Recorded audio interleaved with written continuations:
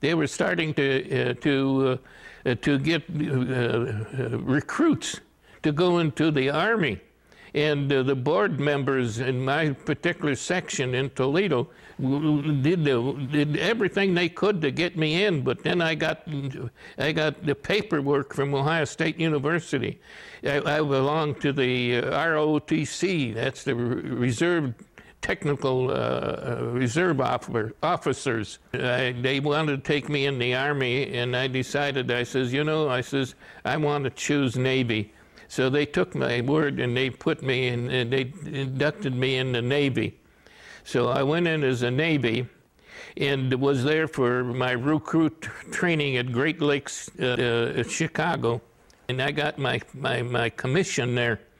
And I was very fortunate in order to get it because there weren't that many commissions given. But anyway, the windup was that they sent me to Bainbridge to study. And for in the Navy as a shipmate, but then that was where I got my paperwork from Washington D.C. that I was selected as an officer.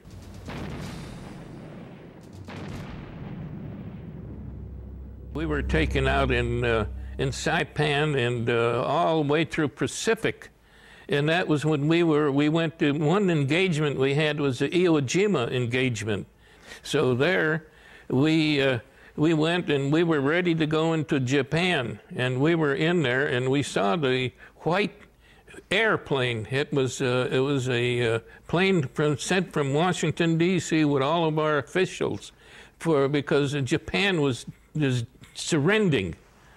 They were surrendering at that time. And we were right there at Iwo Jima, just off the coast, and we were ready to go in and have our troops come off of our ship there. Japan declared they wanted to quit the war because they were given that one shot at Hiroshima, where they had the Japanese town all cluttered with the bomb. In fact, that was when Truman was in. And then after the end of the war, I went into Tokyo. I was the only one. No one wanted to go, but I wanted to go to Tokyo.